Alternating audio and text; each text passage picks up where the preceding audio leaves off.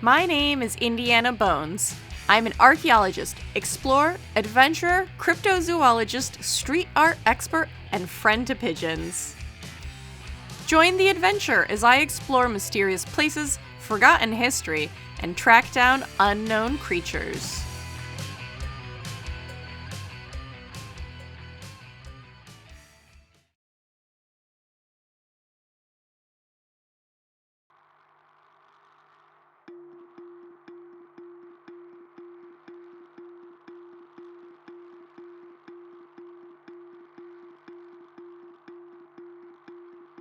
After a journey of thousands of miles to every corner of the country, my goal was almost in reach.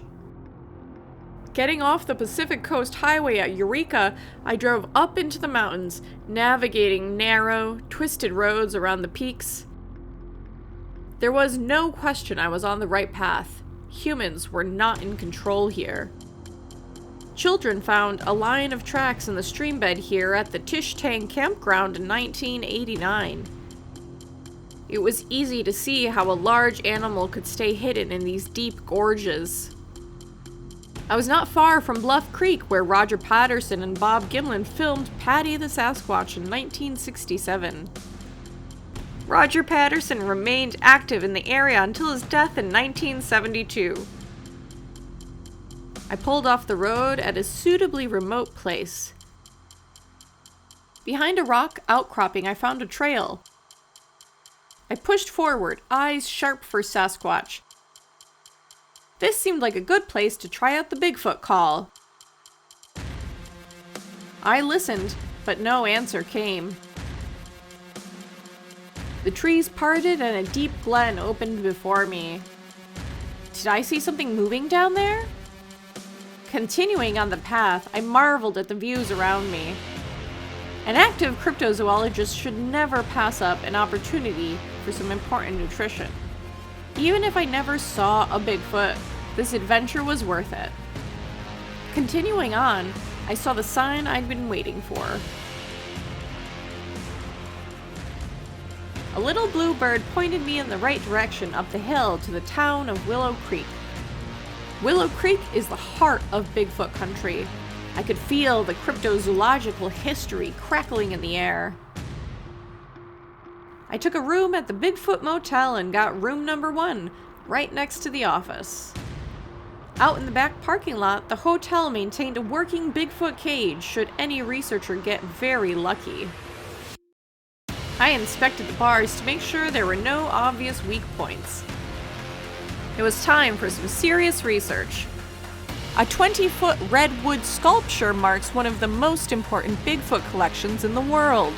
The chisel work was exquisite. I checked my foot against a bronze cast in the parking lot. This is Willow Creek China Flat Museum. The museum opened in 1988 and operates on donations.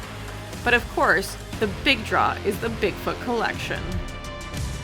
I couldn't believe I was actually standing here. These artifacts were on display in the place where it happened. My mind was overwhelmed. Placed side by side, the variation in prints was stunning.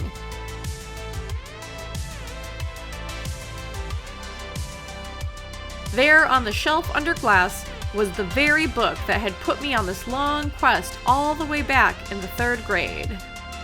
I remember sitting inside a wooden castle in my school playground, captivated and maybe a little terrified as I broke the binding on that book for the first time. As I flipped through the pages, it landed on a sketch of Jim McLaren, standing beside the redwood sculpture that has stood watch over Willow Creek for more than 50 years. The paint job had been recently repaired after vandals painted the nipples blue. There was one last place I needed to look before this adventure came to a close. Climbing down the side of a very steep embankment, I descended into Willow Creek. Only a few hundred yards from the center of town, I was now lost in total wilderness. I tried out the Bigfoot call again. I listened. No answer came. But then I noticed I was not alone. My new friend certainly did have a large foot.